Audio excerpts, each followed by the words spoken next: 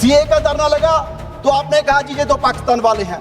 किसानों का धरना लगा, आपने कहा कि जी ये तो खालिस्तानी है। लेकिन मैं बधाई देना चाहता हूं देश की युवा शक्ति को कि जिन्होंने पहली बार शिक्षा को मुद्दा बनाकर, जिन्होंने पहली बार देश के भविष्य को मुद्दा बनाकर इनकी मुस्लिम हिंदू राजनीति को तहस-नहस कर दिया। और आज अध्यक्ष जी इनको डर ये नहीं है कि एक मंत्री का रेजिग्नेशन हो गया, आज इनको डर यही है कि इनका हिंदू मुस्लिम का नेटवर्क टूट गया। इनको पता है कि आने वाले दिनों में देश का जो नौजवान है, देश का जो युवा है, वो जाग गया है, वो शिक्षा पे बात करेगा, वो अनएम्प्लॉयमेंट पे बात करेगा। और इनको पता है कि अगर यूपी में शिक्षा में बात हुई तो इनकी सरकार बिल्कुल नहीं बनने वाली। इनको पता है कि अगर पंजाब में शिक्षा पे बात हुई, बेरोजगारी पे बात हुई तो ये कहीं नहीं टिक पाएंगे। देश की युवा शक्ति को बधाई देना चाहता हूं क्योंकि मैं जंतर मंतर पर गया और अध्यक्ष जी मैंने वहां का खूबसूरत नजारा देखा। वहां क्रांतिकारी गाने गाए जा रहे थे, इनकलाब जिंदाबाद के नारे लग रहे थे और वो नारे लगाने वालों में पगड़ी पहने सरदार भी थे, हिंदू भी थे, मुसलमान भी थे और ईसाई भी थे। और अध्यक्ष जी जो बीजेपी ने नैरेटिव बुना, 12 साल में लाखों करोड़ों रुपया लगाकर, सारे देश के मीडिया को लगाकर, मैं देश की युवा शक्ति को इस बात की बधाई देना चाहता हूं कि उनके एक डर ने जो सारा नैरेटिव तहस-नहस कर दिया।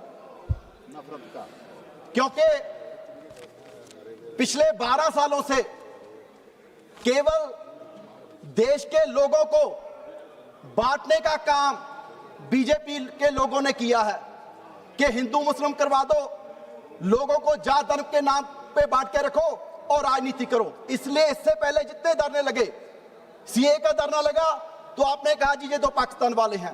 किसानों का धरना लगा, आपने कहा कि जी ये तो खालिस्तानी है। लेकिन मैं बधाई देना चाहता हूं देश की युवा शक्ति को कि जिन्होंने पहली बार शिक्षा को मुद्दा बनाकर, जिन्होंने पहली बार देश के भविष्य को मुद्दा बनाकर इनकी मुस्लिम हिंदू राजनीति को तहस-नहस कर दिया।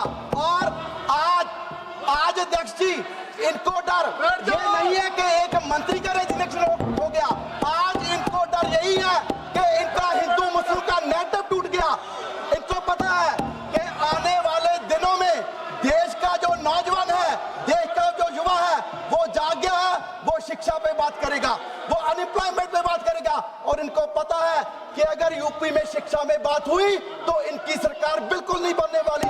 इनको पता है कि अगर पंजाब में शिक्षा पे बात हुई, बेरोजगारी पे बात हुई तो ये कहीं नहीं टिक पाएंगे।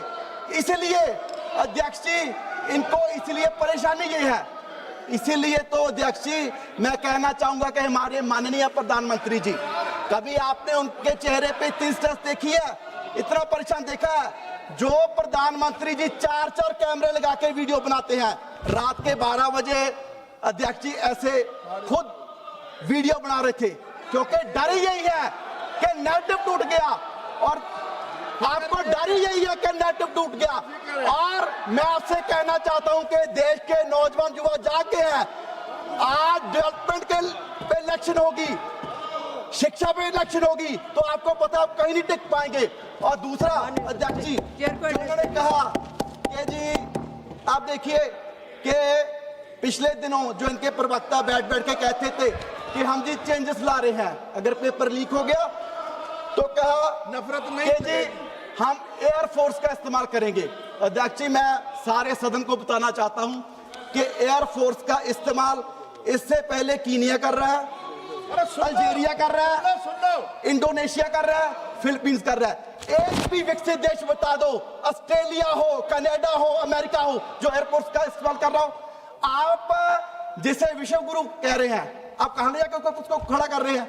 और इन्होंने कहा कि जी हम टेलीग्राम का जो दूसरी ऐप्स है उनको ब्लॉक कर देंगे। अध्यक्ष जी इसमें भी बड़ी इंटरेस्टिंग बात है, इनका इस्तेमाल कर रही है Algeria, Jordan, Iraq, Sudan, Syria, Ethiopia, आप देखिए कि आप देश को कहां ले जा खड़ा कर रहे हो। और अध्यक्ष जी, ये सारे के सारे वही देश हैं जिनमें धर्म की, जाति की राजनीति चल रही है। आज हमें सोचना होगा कि हमें किस तरफ बढ़ना है, डेवलपमेंट की तरफ या इन देशों की तरफ। और दूसरा अध्यक्ष जी, मैं कहना चाहूंगा, आपने कहा कि जी हम इसमें सजा बढ़ाएंगे कि जी 3 से 5 साल करेंगे। अध्यक्ष जी, इससे पहले भी सजा थी। देख के तो इस बात की है कि इंप्लीमेंटेशन नहीं हो रही, सजा किसी को हो नहीं रही। आज कत्ल की सजा 20 साल है, अगर आप उसकी सजा नहीं देंगे तो चाहे 100 साल कर दीजिए, उससे क्या फायदा। 1 से 5 साल करने में क्या फायदा।